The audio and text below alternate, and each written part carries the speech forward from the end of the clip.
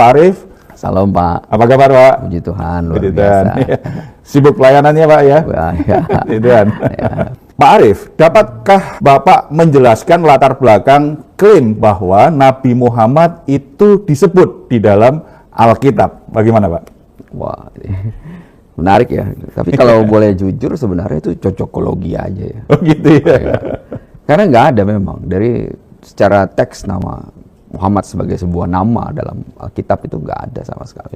Iya. Kalau misalnya ada yang mengklaim tentang kata Muhammad itu bukan sebuah nama, tapi sebuah sifat ya. Kata sifat yang dalam teks Hebrew klasik ya, dan dipakai dalam secara umum gitu ya. Tapi itu tidak merujuk kepada nubuatan tentang kedatangan seorang nabi gitu ya. Jadi ya, kita harus bilang dan harus fair bahwa Alkitab Perjanjian Lama ya, dari mulai Pentateuch, 5 kitab Musa sampai dengan Meliaki ya, tidak pernah merujuk nama Muhammad di dalam teks itu gitu ya. Nah, yang perlu dipahami adalah bahwa garis kenabian itu tidak datang dari garis Ismail. Ya, karena teks Perjanjian Lama atau biasa disebut sebagai Kitabullah juga ya, yaitu adalah Taurat, Zabur ya, itu ditulis oleh orang-orang Yahudi dan menceritakan tentang hikayat dan juga sejarah dari bangsa Yahudi ya. Nah, jadi itu semua bercerita tentang garis kenabian yang berasal dari garis Ishak ya, bukan dari Ismail gitu. Nah, ini perlu dipahami gitu ya. Nah, kalau secara teks apakah di Al-Qur'an ada nama Muhammad? Ya harus bilang Al-Qur'an sendiri sebenarnya tidak menyebut nama Muhammad, tapi justru Ahmad. Oh gitu ya. Ahmad ya. Oleh karena itu orang-orang Ahmadiyah percaya bahwa Nabi akhir zaman bagi Ahmadiyah adalah Mirza Ghulam Ahmad ya. Itu yang Nabi terakhir yang buat orang-orang Ahmadiyah percaya ya, yang mereka yakini ya gitu. Karena tertulis secara teks adalah Ahmad gitu. Nah ini menarik kan juga ya. Jadi secara kita mesti katakan bahwa di Alkitab klaim itu nggak benar ya. Jelas hanya cocokologi aja ya, dipaksakan. Lalu bagaimana kita memahami konteks Ulangan 18 ayat 18 yang seringkali kan ini dikaitkan dengan klaim tersebut. Ayat itu kan berkata, seorang nabi akan kubangkitkan bagi mereka dari antara saudara mereka seperti engkau ini. Aku akan menaruh firmanku dalam mulutnya dan ia akan mengatakan kepada mereka segala yang kuperintahkan kepadanya. Bagaimana ayat ini Pak? Ini lebih menarik lagi. Jadi kalau kita belajar Alkitab itu namanya hermeneutika. Ya, di Perjanjian Lama kita melihat ya hermeneutika ini bicara konteksnya ini bicara apa ya, dan kita harus bisa melihat peristiwa apa yang melatar belakangi ayat ini ya. Nah, kalau kita baca di Ulangan 18 ini sebenarnya lagi bicara tentang Israel, tentang bangsa Israel ya, dan tentang bagaimana mereka boleh mengangkat raja-raja atau imam-imam ya. Lalu juga ini bicara tentang janji Tuhan bagi Israel bahwa dia akan membangkitkan seorang nabi di antara bangsa Israel gitu. Nah, problemnya adalah kalau diklaim sebagai ayat untuk orang Arab, ya bangsa Arab, ya ini nggak ada teksnya nih, korelasinya. Ya, kalau kita baca ya, teks asli di dalam Ulangan 18, ya ini bicara tentang bangsa Israel. Kan nggak boleh dong niru orang Yahudi kan. Ya, kan ini peruntukan lihat bangsa Israel. Nah, coba kita lihat ya di Ulangan 18 ayat yang pertama ya. Ini bicara tentang imamat Lewi ya. Imamat Lewi. Lalu ayat 9 sampai 15 itu jelas nubuatan janji Tuhan untuk Israel. Ini menarik ya gitu. Jadi kalau kita ngomongin hermeneutikanya, kita bicara tentang bahasa Arabnya itu asbabun nuzul, sebab turunnya ayat ya. Ini cerita tentang bagaimana Tuhan memberikan janji bagi bangsa Israel ya, bukan bangsa Arab ya. Jadi ini jelas sekali, ini jelas buat Israel ya, bahwa merujuk tentang nubuatan yang Tuhan kasih bagi bangsa Israel. Dan ini jaraknya ribuan tahun nih ditulisnya ya. Karena ini masuk ke dalam 5 kitab Musa ya yang ini oleh bangsa Israel. Jadi ya sebenarnya sederhana aja kalau kita baca utuh ya dan lihat, dan tidak ada cerita tentang bahwa ayat ini bercerita tentang nubuatan bagi bangsa yang lain gitu ya. Jadi kalau dilihat konteksnya memang tidak ada dasarnya ya klaim tersebut ya. Makanya saya katakan tadi sebenarnya itu adalah cocokologi ya. Tapi bagi orang Kristen sendiri mengenai interpretasi ayat ini sendiri dalam tradisi Kristen sendiri gimana ya? Ya ini bicara pertama begini ya. Kalau secara historik hermeneutik ya, ini bicara tentang nubuatan janji Tuhan bagi Israel. Nah kita orang-orang Kristen percaya bahwa nubuatan bagi Israel itu juga nubuatan yang Tuhan berikan ya, karena Tuhan bicara juga tentang Israel yang baru ya, tentang imamat yang rajani ya, bahwa ada tanda-tanda dan nubuatan-nubuatan Tuhan berikan juga buat kita, ya, orang-orang percaya. Ya. Nah, bagi kita hari ini dan juga bagi Israel, ya, apa konsep kenabian itu berbeda dengan konsep kenabian di dalam Islam. Ya.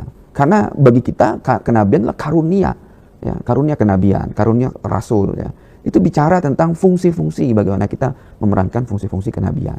Fungsi ya, bukan jabatan yang permanen seperti itu ya. Nggak bisa dong. Ya. Itu karunia yang Tuhan kasih agar kita punya fungsi kenabian, punya fungsi kerasulan, punya fungsi sebagai guru. Ya. Itu jawatan-jawatan yang sebenarnya karunia dari Tuhan gitu ya. Jadi kita memandangnya bahwa ada nanti orang-orang dipakai ya dengan fungsi-fungsi kenabian di antara orang-orang percaya ya, dan Tuhan janjikan ya. Dan kita bicara juga bahwa tentang perjanjian lama ya, tentang imam-imam, fungsi imamat ya, seperti nubuatan tentang imamat yang rajani yang awalnya diberikan kepada bangsa Israel ya. Tapi dengan kedatangan Kristus ya, fungsi-fungsi ini diberikan juga kepada bangsa-bangsa lain gitu ya. Nah, tapi tidak merujuk tentang tadi jabatan ya, bukan jabatan tapi jawatan kenabian gitu. Iya.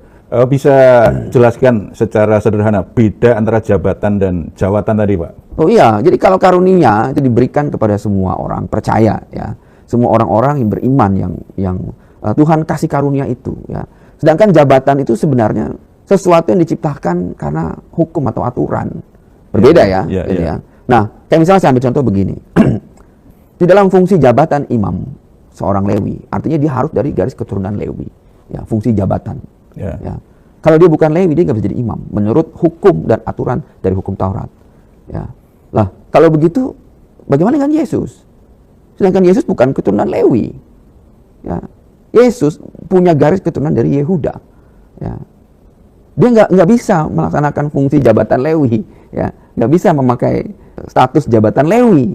Ya, karena dia bukan orang Lewi, dia nggak bisa jadi imamat menurut garis Lewi. Ya. Terus jadi apa kalau begitu? Makanya Alkitab menjelaskan bahwa dia menjadi imam menurut peraturan dari Melkisedek, bukan dari imamat Lewi. Ya. Artinya Kristus sedang menjelaskan tentang fungsi imamat dia, bukan jabatannya dia. Ya. Fungsi imamat dia sebagai imam menurut peraturan Lewi. Kenapa peraturan Lewi? Karena peraturan Lewi sudah ada sebelum hukum Taurat ada. Ya, ini menariknya. Artinya imamat Lewi lebih, ya, dia adalah Raja Salem yang kekal katanya. Ya, diceritakan ya. Artinya apa yang membedakan imamat Lewi dengan imamat Melkisedek ya? Imamat Melkisedek ya, saya katakan tadi, pertama udah ada sebelum imamat Lewi ada. Artinya dia tidak tunduk terhadap hukum Taurat ya. Karena sudah berfungsi sebelum hukum Taurat ada. Gitu ya. Nah, kenapa hukum Taurat ada? Alkitab menjelaskan karena ada pelanggaran ya. Hukum itu ditambahkan karena ada pelanggaran ya. Perlu ada petunjuk-petunjuk ya, karena manusia yang membangkang ya. Akhirnya dibuatlah aturan-aturan itu. Aturan itu kemudian menjalankan aturan tersebut adalah diperbuatlah jabatan-jabatan ya, yang akhirnya tunduk terhadap hukum itu sendiri. Ya, orang Lewi tunduk terhadap hukum Taurat ya. Tapi Yesus lebih tinggi daripada hukum Taurat ya. Ini kan masalah fungsi kalau begitu kan ya. Kalau masalah fungsi, apakah Imam Lewi bisa menyelamatkan? Kan ini yang jadi pertanyaan ya. Apakah dengan mempersembahkan korban persembahan imamat Lewi bisa menghapus dosa? Ya, ternyata Yesus bilang nggak bisa. Ya, nggak bisa. Gitu. Bagaimana dia bisa mempersembahkan korban penghapus dosa sementara bagi dirinya sendiri dosanya dia belum terhapuskan. Ya, jadi ketika ngomongin fungsi nggak berfungsi dong selama ini. Ya, hukum Taurat imamat Lewi yang enggak. Ya, makanya buat kita kenabian, imamat, ya itu karunia. Ya, karunia. Seperti juga Kristus yang ada karena kasih karunia, itu bukan jabatan, gitu ya. Ini yang sebenarnya begini ya. Gini. Kalau menurut jabatan, kalau menurut jabatan, Kristus nggak layak menjadi imam menurut aturan. Iya, Melkisedek. Menurut aturan Lewi dia nggak bisa, ya. Tapi karena berdasarkan fungsi, ya dia menjadi imam menurut peraturan Melkisedek. Yang kenapa? Karena sudah ada sebelum hukum Tauratnya ada. Gitu. Ya. Jadi saudara-saudara jelas ya, klaim itu kadang-kadang nggak tepat karena tidak lihat konteksnya ayat itu ditulis. Ya tadi sudah dijelaskan Pak Arief dengan sangat jelas bahwa konteksnya bukan seperti itu. Ada satu lagi nih Pak Arief ya, yang seringkali diklaim tentang klaim yang tidak tepat ya, dari Yohanes 16 ayat 13 yang menyebut tentang roh kebenaran. Nah, bagaimana ayat ini sebenarnya bisa dipahami dalam konteks Kristen dan Islam? Ayat itu kan seperti ini ya, saya bacakan. Tetapi apabila ia datang, yaitu roh kebenaran, ia akan memimpin kamu ke dalam seluruh kebenaran, sebab ia tidak akan berkata-kata dari dirinya sendiri. Tetapi segala sesuatu yang didengarnya, itulah yang akan dikatakannya, dan ia akan memberitakan kepadamu hal-hal yang akan datang. Bagaimana penjelasan Pak Arief tentang hal ini, Pak? Ya, kalau saya pikir ya ini jelas merujuk kepada Roh Kudus kan. Roh kebenaran itu bicara tentang bagaimana peran Roh Kudus ya. Jadi nggak ada hubungannya sekali lagi dengan Muhammad sebenarnya ya. Ataupun kaitannya dengan kedatangan nubuatan tentang Nabi ya, yang bernama Muhammad dalam ayat. Nggak ada sama sekali ya. Nah, kita tahu bahwa tadi seperti saya jelaskan bahwa garis kenabian itu berasal dari Ishak, bukan dari Ismail ya. Jadi itu bisa kita imani ya, bahwa memang kalau kita lihat dari kitabullah ya, Zabur, Taurat ya, dan Injil itu menceritakan ya, bahwa garis kenabian itu memang dari Ishak ya, bukan dari Ismail ya. Nah, lalu bedanya apa antara Ishak dengan Ismail ya? Kalau kita baca di dalam Kejadian 17 ayat 18 sampai 19 ya. Ishak itu jadi perkenan Allah, Ismail tidak jadi perkenan Allah. Ya. Ismail nggak berkenan. Kenapa Ismail nggak berkenan? Itu bisa, sebenarnya saya sudah pernah sampaikan juga di khotbah-khotbah ya, bahwa karena Ismail lahir dari kedagingan, ya, bukan karena janji. Ya. Ini jadi masalah ya. Manusia lebih sering mengikuti kedagingannya dibandingkan menunggu janjinya Tuhan. Ya. Ini jadi problemnya. Nah, lalu balik lagi ke ayat ini ya. Ini merujuk kepada sebenarnya roh kebenaran, juga merujuk kepada Yesus dan Roh Kudus ya. Bahwa itu adalah kalau dalam Perjanjian Baru disebut sebagai parakletos ya, atau advokat, pembela ya. Bahwa kalau kamu dihadapkan ke mahkamah agama, jangan takut karena Roh Kudus akan menjadi pembela ya. Nah, jadi Roh Kudus juga disebut sebagai the comforter, karena dia akan membuat kita merasa comfort ya, ketika kita susah, ketika kita sedih, dan ketika kita mengalami banyak persoalan dalam hidup ya. Roh Kudus yang akan menjadi the comforter ya. Ini sama sekali tidak merujuk kepada nubuatan-nubuatan tentang apa Muhammad atau yang lainnya ya. Khusus untuk Roh Kudus nih, sedikit aja ya. Apa peranan Roh Kudus dalam Perjanjian Baru? Ini dalam konteks iman kita sebagai orang Kristen. Sebab nanti kan ini akan, tadi kan klaimnya roh kebenaran, Roh Kudus itu menunjuk pada Muhammad, padahal tidak sama sekali ya. Sebenarnya ini peranan Roh Kudus ini dalam konteks Perjanjian Baru seperti apa? Wah, satu tadi saya katakan bahwa Roh Kudus adalah parakletos, the advocate. Dia jadi pembela kita. Ya, ketika kita sedang menghadapi persoalan ya, bahkan ketika kita dihadapkan ke mahkamah agama, mungkin karena kita dianggap menista agama ya, Roh Kudus yang akan membela kita ya, dan itu terbukti dalam sepanjang rentang sejarah ya, bagaimana seorang nelayan seperti Petrus ya itu bisa menyampaikan pandangannya, mendapatkan hikmat yang begitu dahsyat di hadapan imam-imam ya, yang kita tahu ya, nelayan di masa itu nggak sekolah ya, dan nggak pernah belajar seperti rabi-rabi ya, nggak pernah dipersiapkan untuk menjadi rabi-rabi. Tapi bagaimana kemudian Roh Kudus dicurahkan, dan kemudian Petrus itu bisa kemudian menjawab pertanyaan-pertanyaan dengan sangat lugas ya. Dan itu tidak mungkin kalau dari nggak mungkin. Ya. Kalau dalam pendidikan dia kan kita tahu ya, bahwa dia orang yang nggak sekolah gitu ya. Kok bisa dia menjawab dengan luar biasa ya, dan dia menolak untuk ketika dia diminta untuk tidak boleh lagi mengajar dalam nama Yesus ya oleh para imam-imam, dan dia menolak itu kan, dalam nama itu kan ada kebenaran, dalam nama itu ada kesembuhan segala macam ya. Nah, itu satu ya. Tapi yang paling utama adalah kalau kita baca itu ya di dalam 1 Korintus 12 ayat 3 ya. Ini peran dari Roh Kudus yang begitu dahsyat ya. Bahwa disebutkan tidak seorang pun yang berkata-kata oleh Roh Allah dapat berkata terkutuklah Yesus. Ya. Jadi kalau kita penuh dengan Roh Kudus, nggak mungkin kita berkata terkutuklah Yesus, nggak mungkin ya. Kenapa? Dan tidak ada seorang pun yang dapat mengaku Yesus adalah Tuhan selain karena Roh Kudus. Wah, jadi untuk percaya Yesus Tuhan, itu adalah pekerjaan Roh Kudus ya. Jadi nggak mungkin gara-gara Indomie orang jadi nggak mungkin, beragama Kristen mungkin ya. Nggak mungkin ya. Iman kekristenan itu muncul karena Roh Kudus, bukan karena mie instan. Ya, nggak bisa itu, murah itu mie instan itu, nggak bisa itu. Bahkan dibayar dengan emas dan permata pun itu belum tentu kalau tidak ada Roh Kudus. Jadi perannya apa? Ya, kita selama ini berpikir bahwa kita harus meyakinkan orang untuk percaya. Kita harus bekerja keras, bahkan rela berdebat siang dan malam misalnya ya. Bahkan menjadi ngejelek-jelekin agama orang lain misalnya, ngejelekin gimana? Demi meyakinkan pemberitaan firman Tuhan. Bukan, nggak begitu ya. Tugas kita menyampaikan saja kebenarannya. sebagaimana mestinya. Sebagaimana mestinya. Iya. Ya. Lalu bagaimana? Selebihnya adalah pekerjaan Roh Kudus. Agar kita tidak sombong. Oh ini saya. Oh ini milik saya. Oh ini saya yang menabur. Oh ini saya yang ini. Oh ini saya. Wah aku itu kalau yang udah mulai aku itu pekerjaan iblis itu sebenarnya ya. Karena iblis berkata aku hendak naik ke tempat yang maha tinggi. Aku hendak aku. Nah kita diingatkan lagi. Jadi pekerjaan siapa membuat orang percaya? Pekerjaan Roh Kudus. Tugas kita hanya dipakai mulut kita untuk memberitakan firman. Jangan sombong. Jangan sombong. Apalagi mungkin ini domba-dombaku. Itu juga klaim yang klaim lah ya. Itu domba Kristus bukan domba-domba kita ya kan. Kan jelas ya, gembalakanlah domba-dombaku katanya Yesusnya kan. Bukan domba kita. Nah, ini ya. Jadi peran Roh Kudus wah itu sangat luar biasa ya, signifikan. Nah, kembali tentang klaim tentang roh kebenaran itu diklaim sebagai Muhammad. Apakah mungkin ada kemungkinan karena dari teks aslinya, bahasa aslinya, Pak? Enggak, bahasa aslinya yang membuat mereka kok klaim itu ya? Itu gitu makanya saya bilang itu cocokologi. Ya. Cocokologi ya, yang ya disangkut-sangkutin aja. Ya. Tidak ada nubuatannya. That's it. Gitu. Alkitab Perjanjian Baru secara teks sudah selesai ditulis di abad kedua Masehi ya. Udah selesai ya. Abad pertama tuh udah selesai sebenarnya. Cuman udah baru mulai benar-benar ini selesai. Nah, setelah itu ya Muhammad ditahbihkan menjadi nabi itu tahun 610 Masehi. Ya kan? Itu ada jeda sekian ratus tahun. Ya. Setidaknya ratusan tahun, bukan hanya setahun 2 tahun ya. Iya, gitu ya. Nah, sementara dalam kitab-kitab Perjanjian Lama semua nubuatan itu bercerita tentang Israel dan juga kedatangan Mesias sebagai juru selamat Israel. Ya, ini yang penting nih ya. Semua dari mulai kitab Kejadian sampai Meliaki itu bicara tentang apa? Karya keselamatan Mesias.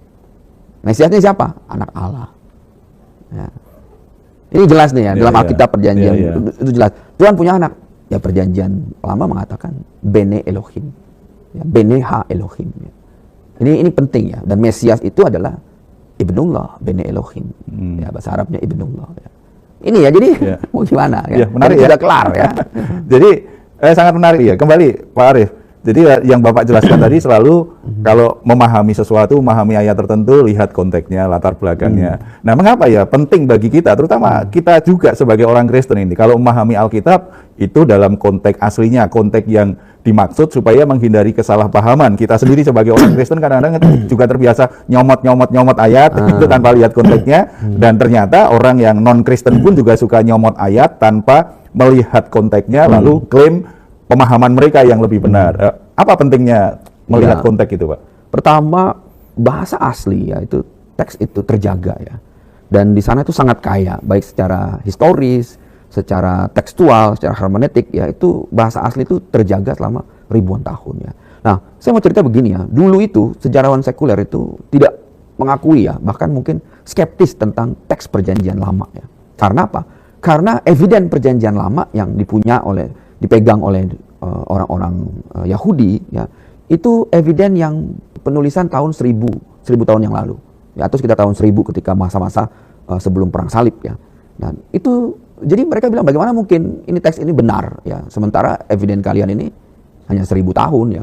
Keberadaan tentang teks-teks sebelumnya ini dipertanyakan dari kitab-kitab Musa sampai ke Meliaki ya. Nah, juga apa benar Yesus itu mengajarkan teks yang sama? Ya, dulu dituding ya bahwa ini nggak benar katanya. Tapi kemudian apa yang terjadi? Tuhan buka singkap kebenaran itu dengan ditemukannya The Dead Sea Scroll. Ya, wah itu luar biasa ya. The Dead Sea Scroll itu mengkonfirmasi 96% ya tulisan dari yang orang-orang Yahudi punya 1000 tahun yang lalu. The Dead Sea Scroll ini 2000 tahun yang lalu. Jadi ini 2000 tahun lebih tua. Ya, artinya apa? Ini kitab yang sama yang diajarkan di sinagog-sinagog, di bait Allah, di zaman Yesus. Artinya apa? Ini kitab yang sama yang Yesus ajarkan kepada murid-muridnya. Dan itu utuh. Artinya apa? Yang kita baca hari ini, itu sama persis dengan apa yang dibaca oleh Matius, Markus, Lukas, Petrus, dan sebagai murid-murid Yesus. Sama persis dengan apa yang diajarkan oleh Yesus. Sama persis dengan apa yang diajarkan rabi-rabi yang sebelumnya. Nah, ini menarik ya. Gitu ya. Makanya teks asli itu sampai sekarang nggak berubah. Ya, terjaga. Tidak ada penambahan, ya, tidak ada penghapusan, semua sama dalam teks aslinya. Nah, ini luar biasa. Iya. Ya. Jadi sehingga itu kita sangat bisa kaya, memahaminya lebih akurat ya, ya, dan lebih tepat ya. itu sangat kaya ya. Iya, iya. Pak Arief, bagaimana Yesus dipandang sebagai pengenapan nubuat dalam Perjanjian Lama menurut tradisi Kristen? Wah, ini menarik ya. Ada 365 nubuatan tentang Yesus dalam Perjanjian Lama. Itu merujuk tentang kedatangan Mesias, merujuk tentang nature-nya dia, merujuk tentang sifatnya dia, merujuk tentang siapa dia, tempat kelahirannya, kapan dia akan lahir, di mana dia akan lahir, statusnya dia. Wah, ini menarik ya. Kalau kita ngomongin tentang preeksistensi Yesus misalnya, preeksistensi Yesus itu bicara tentang hakikat dia sebagai firman Allah ya. Dan itu dalam kitab Kejadian 1 ayat 3 ya, bahwa Tuhan berkata, jadilah terang ya. Jadi awal dari penciptaan itu adalah firman Allah ya. Nah, kita tahu bahwa hakikatnya Yesus adalah firman Allah. Artinya adalah segalanya, semuanya ini diciptakan lewat dia, oleh dia. Wah, ini menarik ya. Yeah. Ini ngomongin preeksisten dia, hakikat dia sebagai firman Allah. Satu ya. Nah, lalu tentang kelahiran dia misalnya. Dalam kitab Yesaya 7 ayat 14 disebutkan bahwa sungguhnya perempuan muda akan mengandung ya, dan dia punya anak ya. Ini bicara tentang virgin birth ya, bagaimana seorang perawan itu. Bukan hanya perempuan muda ya. Iya. Ya, virgin birth ya, akan punya anak ya.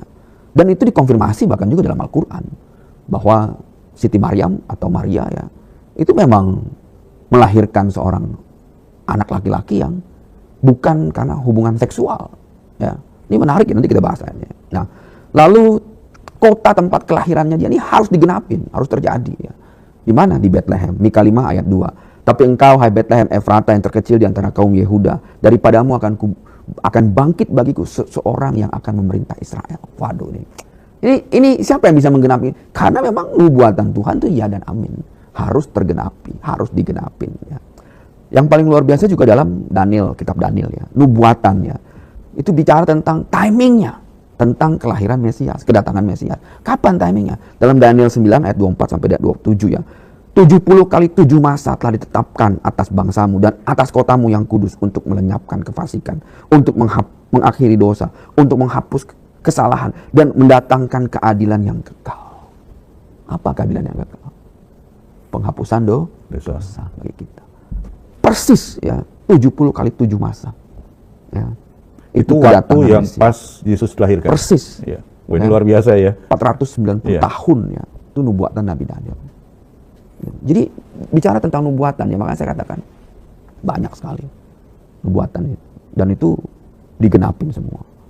Semua digenapin oleh Yesus. Dan tidak mungkin itu peristiwa kebetulan ya. Oh, Tadi karena waktunya pas. Lalu dilahirkan dari seorang perawan. Kemudian tempat lahirnya pas. Itu nggak mungkin setelah sekian lama dicocok-cocokkan begitu kan nggak mungkin ya. Itu bukan cocokologi ya. Itu iya dan amin. Iya, betul. Iya dan amin ya. Nah, apa risikonya Pak kalau misalnya muncul orang-orang yang menafsirkan ayat-ayat kitab suci itu tanpa mempertimbangkan konteksnya? Karena kan ada yang semau-maunya sendiri seperti itu. Apa risikonya atau konsekuensinya kalau itu terjadi? Risikonya ya penyesatan. Penyesatan ya. Wah, itu bahaya sekali ya. Kalau saya dulu pernah belajar ya, navigasi darat. Iya. Ya. Kalau kita di satu titik ini melencengnya 0,0 sekian derajat, itu nanti ujungnya tuh jauh sekali. Di awalnya hanya 0, ya? dikit, tapi di ujungnya tuh jauh sekali. Makin menyimpang ya. Ya, gitu ya. Ya. Saya dulu pernah latihan itu navigasi darat, ya, dan itu belajar peta kompas ya. Dan saya baru tahu, dan saya salah waktu itu. Gitu. Akhirnya prinsipnya kalau kita kesasar salah navigasi itu apa? Kembali ke titik awal. Harus kembali ke titik awal. Kalau enggak, kita akan makin kesasar. Akhirnya saya terpaksa dengan tim kembali ke titik awal. Kita ulang lagi. Ya. Jadi penyesatan itu, aduh, berbahaya. Ya. Sangat berbahaya. Harus kembali ke konteksnya, latar belakang yang jelas gitu. Nah, kalau kita ketemu dengan orang-orang seperti ini yang punya klaim-klaim yang semau dia saja seperti itu kan tanpa melihat konteksnya, bagaimana sikap kita supaya kita tetap punya sikap yang bijaksana, tetap menghormati karena itu bagian dari pertanggungan jawab iman kita sebagai saksi kan tetap menghargai orang walaupun kita tidak setuju dengan klaim yang dia buat kan. Ya kita kembali aja ke Alkitab kita. Fokus dengan apa yang diajarkan Yesus dan sebisa mungkin menghindari perdebatan, apalagi penghinaan ya ataupun kebencian ya. Kita harus ngerti bahwa Yesus tidak pernah ditangkap ya, tidak pernah diperkarakan karena menyebarkan kebencian. Dia justru ditangkap, disiksa karena menyebarkan kasih. Jangan sampai karena kita melihat orang salah, kita merasa orang salah, lalu kita akhirnya jadi benci. Akhirnya kita menghujat. Ya. Sebenarnya yang bermasalah sebenarnya kita kalau kita benci dan menghujat. Ya. Ya. Kita sedang masalah dengan diri kita sebagai orang yang percaya Yesus. Ya? Iya, gitu. Jadi sebisa mungkin ya kita itu betul-betul bersabar ya, dan juga sebisa mungkin tidak melakukan penghinaan, penistaan atau penghujatan kepada orang-orang yang berbeda pendapat. Ya. Menjawab dan mempertanggungjawabkan iman, ya harus kita lakukan. Tetapi tidak usah menghina atau ngajak berantem orang apalagi ya, nggak perlu ya. Ya. Paling utama sabar, seperti kata pepatah Arab ya, wasabur yu'aini wala kulli amal. Oh, gitu. Ya. Sabar itu pangkal dari semua amal perbuatan. Ya. Amal soleh. Dan ini menunjukkan kedewasaan dan kualitas iman juga ya, bagaimana kita menyikapi orang-orang yang punya klaim salah atau orang yang mempersalahkan iman kita, itu menguji kualitas iman dan kedewasaan kita. Nah, dalam dialog-dialog antar agama, kita bisa membangun pemahaman saling menghormati mengenai topik-topik yang sensitif seperti ini, itu perlu diupayakan. Menurut Pak Arief bagaimana supaya topiknya sih sensitif, tetapi jangan terpancing emosi, tetap dengan pikiran jernih dan tetap menghormati keberbedaan itu. Menurut Pak Arief gimana? Iya, perbedaan kan bukan sesuatu yang harus disamakan. Ya, perbedaan itu tidak bisa disamakan, nggak bisa. Ya namanya berbeda, masa harus diseragamkan sama kan enggak dong ya. Tapi sesuatu yang harus kita pahami dan ya sudah ya. Kalau kamu ke timur ya aku ke barat, istilahnya begitu kan. Gitu. Jangan kita nggak bisa memaksakan cara berpikir kita, pandangan kita kepada orang lain ya. Tapi kita betul-betul stand dengan firm dengan iman kita, ya nilai iman kita. Gitu. Saya pernah ditanya misalnya, apakah ada keselamatan di luar Yesus? Nggak ada, saya bilang. Firm saya harus betul. Kok jahat lo berarti? Bukan jahat, saya bilang. Ya. Ini memang pandangan dari iman, dari apa yang saya yakini, saya bilang. Nggak ada keselamatan, jalan keselamatan di luar Yesus, saya bilang. Gitu. Lalu mereka bertanya tentang keluarga saya, orang tua saya. Ya mohon maaf, saya bilang. Ya, saya juga tidak bisa memaksakan apa yang saya imani kan, kepada mereka, saya bilang. Wah berat ya, iya memang. Ya. Berat ya, ya, berat ya. Tapi kita di situ untuk paham. Ya, saya punya banyak sahabat-sahabat yang berbeda pandangan dengan saya.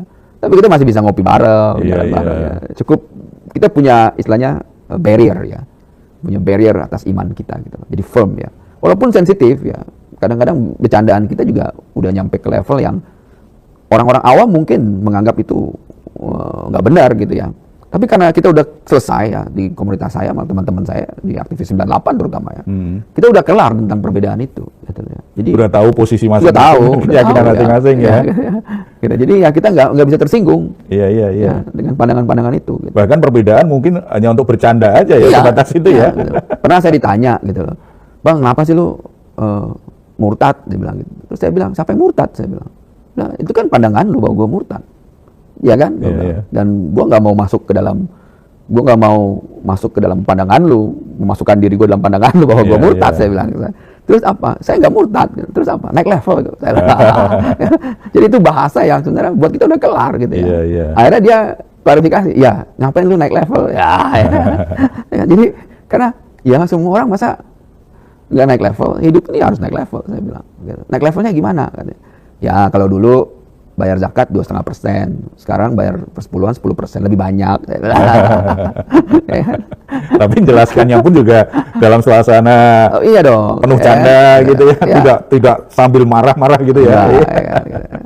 Ya ini makanya kita harus ngerti ya bagaimana kita bisa berkomunikasi, bangun jembatan kepada teman-teman kita tanpa harus kompromi dengan keimanan kita. Ya, kan kemarin-kemarin heboh tuh, ya kalaupun lu nggak percaya Yesus, lu diselamatkan.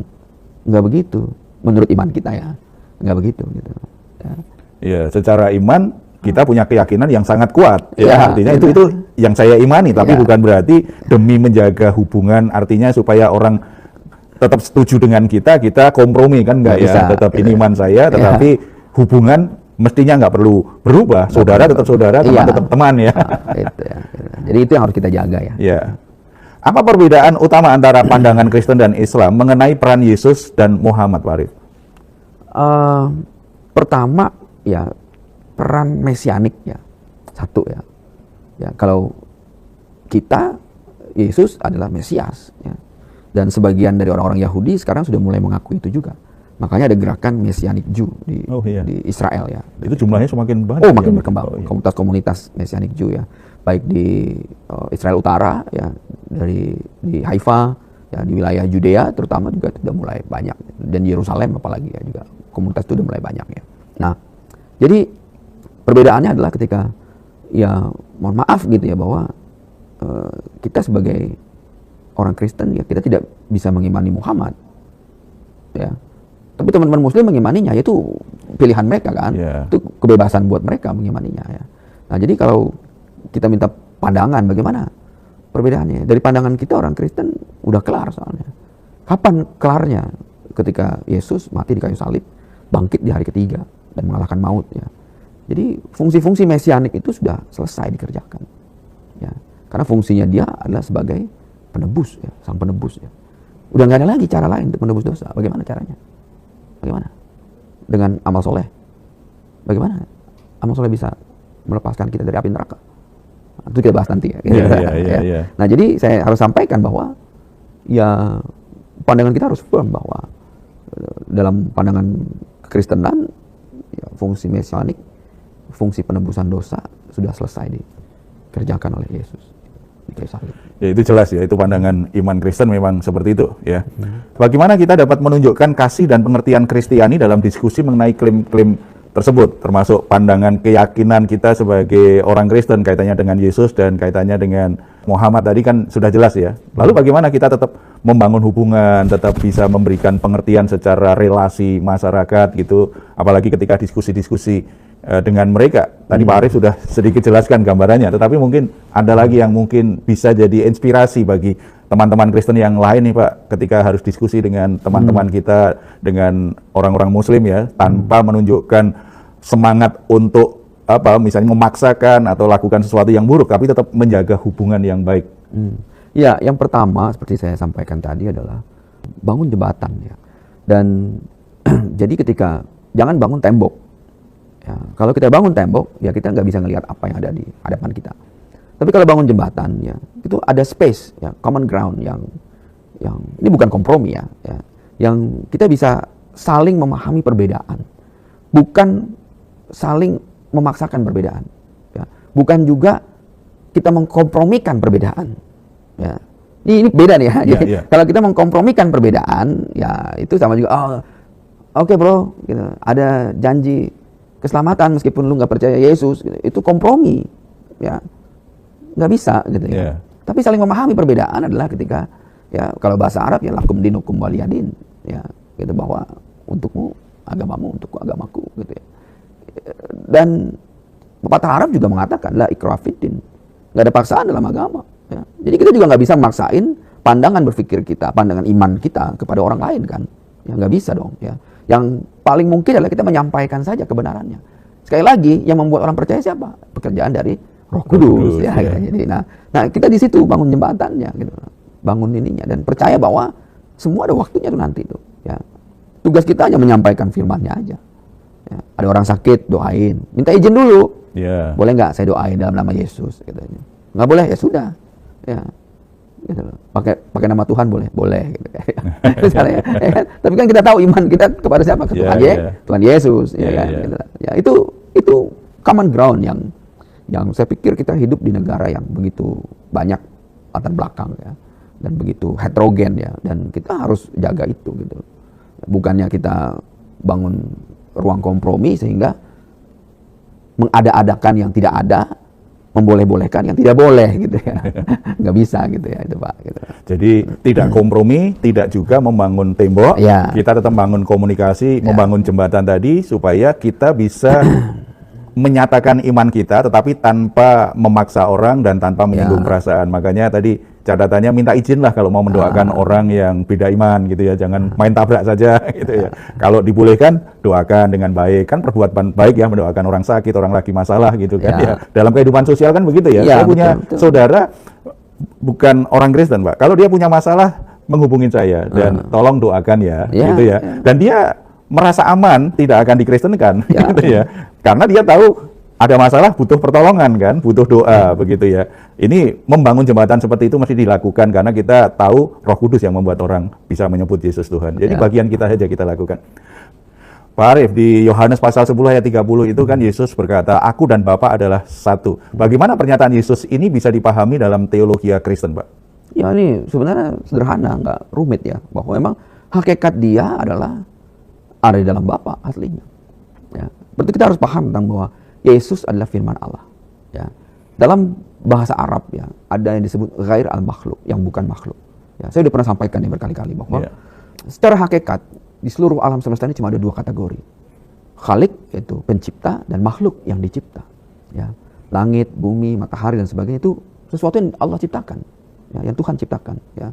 Dan semua yang diciptakan oleh Tuhan, oleh Allah itu akan punah. Akan hancur. Ya. Tapi ada yang tidak pernah Allah ciptakan. Apa yang tidak pernah Allah ciptakan? Ada dua hal yang tidak pernah Allah ciptakan. Yang pertama adalah roh Allah.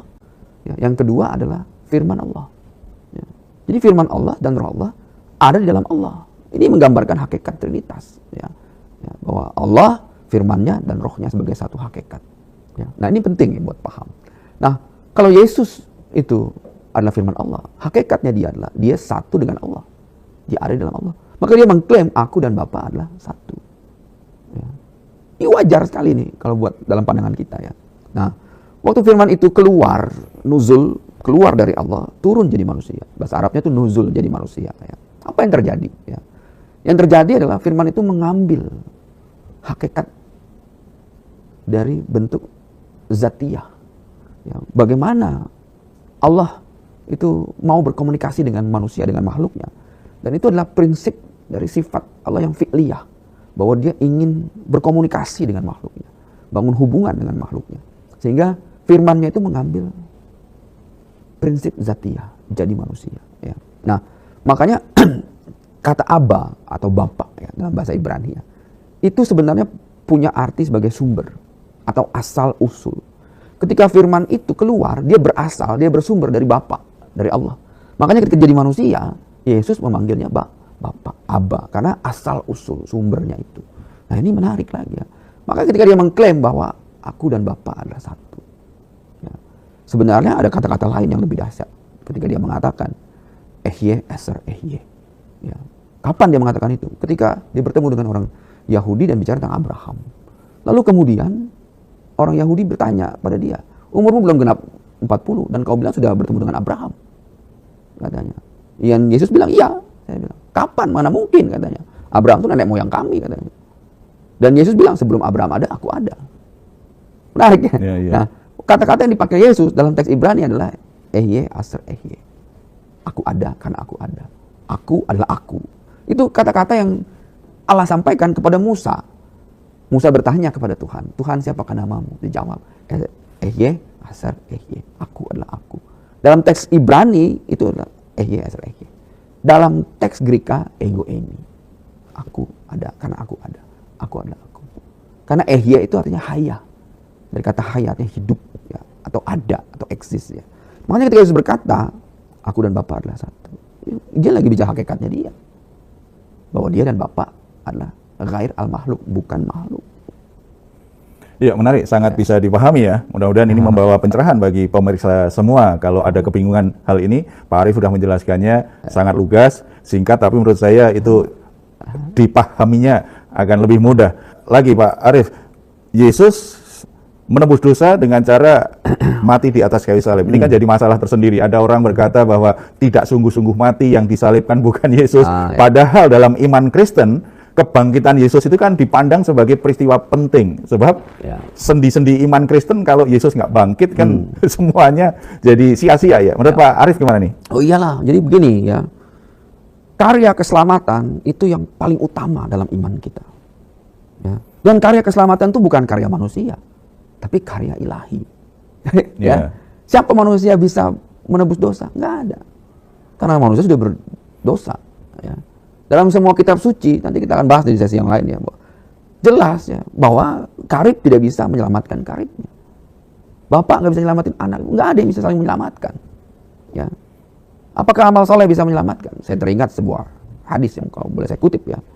Lan yukhilu ahadan amaluhu ila jannah. Tidak satu pun amal soleh itu bisa membawa kamu ke jannah. Tidak satu pun. Terus apa? Bagaimana cara kita? Makanya saya katakan ya, kematian Yesus ya, itu adalah karya ilahi. Ya, skenario ilahi. Ya. Kalau kita baca, kita akan lihat dibukakan oleh Tuhan. Ya. Artinya apa? Pertama itu bicara tentang otoritas. Jadi hanya otoritas ilahi yang bisa memberikan jaminan keselamatan. Nggak ada satupun otoritas dunia ini bisa memberikan jaminan keselamatan. Oleh karena itu otoritas itu harus datang langsung dari Allah. Ya. Lewat siapa? Lewat anaknya yang turun jadi manusia. Yang kedua adalah caranya. Bagaimana cara ilahi untuk menyelamatkan manusia? Bagaimana cara Allah? Ada orang bilang, kenapa nggak dihapus aja semua dosa manusia? Ya gimana caranya menghapus dosa manusia? Sementara nubuatan dan prinsip-prinsipnya tidak boleh dilanggar.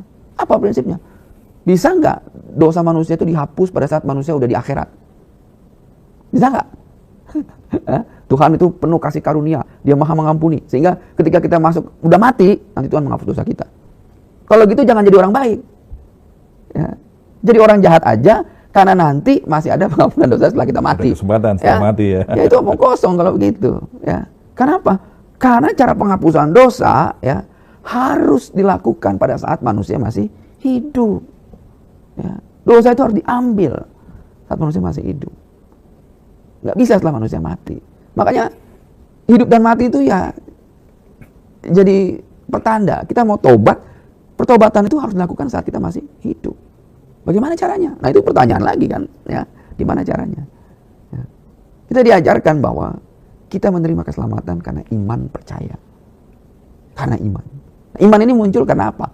Pendengaran akan firman Tuhan. Ya. Iman muncul karena pendengaran akan firman Tuhan. Jadi bagaimana kita mendapatkan iman kita lewat firman Tuhan? Firman-Nya bercerita tentang apa? Bahwa ada keselamatan hanya di Mesias yang akan datang menebus dosa. Nah, iman itu kita terima karena kuasa Roh Kudus. Ya.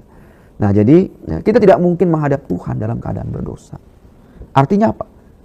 Karena balik lagi nih ya, waktu Adam jatuh ke dalam dosa, berapa dosa yang dia buat? 1. Ya. Dan dia harus keluar dari kemuliaan Allah. Kita berapa dosa? Nggak terhingga. Ya. Iya. Yang 1 aja harus keluar dari kemuliaan Allah. Ini yang nggak terhingga mau masuk dalam hadirat ilahi. Nggak mungkin dong. Ya, 1 aja keluar kamu. Ya. Dan Allah berkata, saat kamu makan, kamu akan mati. Katanya. Mati ada mati. 1 ya.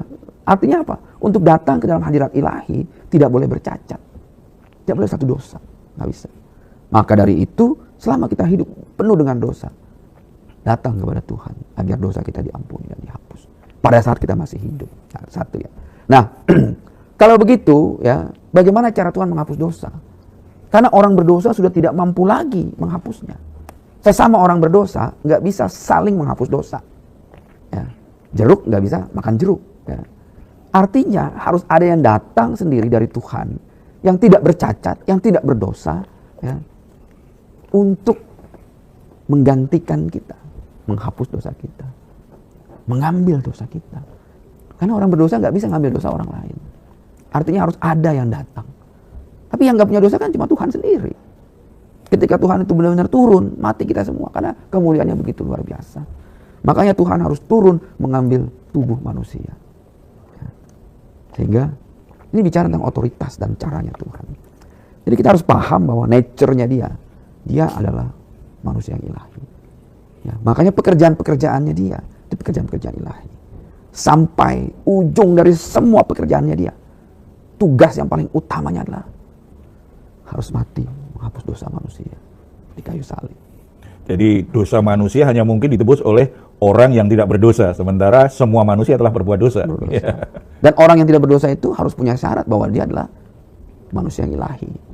Iya kan? Iya. Dan harus datang langsung dari Bapa. Jadi kematian Yesus itu memang benar-benar dia mengalami kematian ya. Mati dong. 3 hari kemudian bangkit. Iya. Nah, Tapi tubuh yang sama yang mati, tubuh yang sama yang bangkit. iya. Sejak semula tubuh dia adalah tubuh kemuliaan. Karena berbeda dengan kita. Manusia pertama diciptakan dari tanah liat, tanah debu, tanah Adam. Manusia kedua diciptakan dari rusuknya Adam. Manusia ketiga dari benihnya Adam dan Hawa. Tapi ada manusia tidak tercipta dari tanah, tidak tercipta dari rusuk, tidak tercipta dari benih. Menarik kan? Ya, iya. Nah, siapa dia? Ya, kalau saya boleh mengutip ya, ayat di dalam kitab-kitab suci disebutkan bahwa dia adalah firman Allah. Bikalimati min husmuhu masihu Isa bin Maryam wajihan fid dunya wal akhir. Ya. Tidak firman kalimat Allah yang bernama kalimat min husmuhu, namanya kan. Al-Masih. Wah, luar biasa. Ya. Jadi kebangkitan Yesus itu membuktikan tentang kebenaran itu ya Pak Arif, ya, betul, bahwa kematian Yesus di atas kayu salib tidak sia-sia, menunjukkan penebusannya sempurna ya. Dan yang paling utama adalah maut tidak berkuasa atas dia kan. Ya. Nature-nya dia tidak berdosa, jadi dia nggak bisa mati sebenarnya. Bagaimana kemudian dia bangkit itu membuktikan bahwa maut tidak berkuasa atas dia. Ya.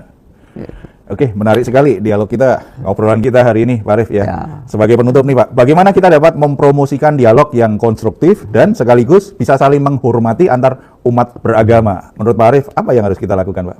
Ya, yang paling utama sekali lagi ya bangun jembatan dan juga hindari debat kusir, hindari penghinaan, penistaan, hindari hal-hal yang bisa merusak hubungan malah. Ya. Saya jujur saja ya, belum pernah memenangkan jiwa-jiwa lewat perdebatan atau lewat penghujatan. Ya, belum pernah. Ya, tapi ketika kita bangun dialog, bangun persahabatan, bangun hubungan ya, dengan saudara-saudara kita yang beda iman, ya, justru itu kesempatan bagaimana kita juga jadi berkat buat mereka, jadi saluran berkat buat mereka. Ya. Karena Tuhan membuat matahari ini bersinar juga untuk orang-orang yang nggak percaya kepada Dia. Iya, ya. betul. Ya. Jadi kita juga harus melihat bagaimana Tuhan begitu besar kasih karunia-Nya Dia. Ya, sehingga ya dengan itu kita bisa bangun jembatan. Gitu. Dan biarlah Roh Kudus setelah itu bekerja. Iya dong. Tugas kita lakukan. Amin. Ya. Oke, Pak Arif, terima kasih penjelasan komprehensif tentang topik kita hari ini. Semoga apa yang kita perbincangkan bisa bermanfaat bagi siapapun yang mendengarkan dan yang melihat video ini. Sampai ketemu lagi di lain waktu.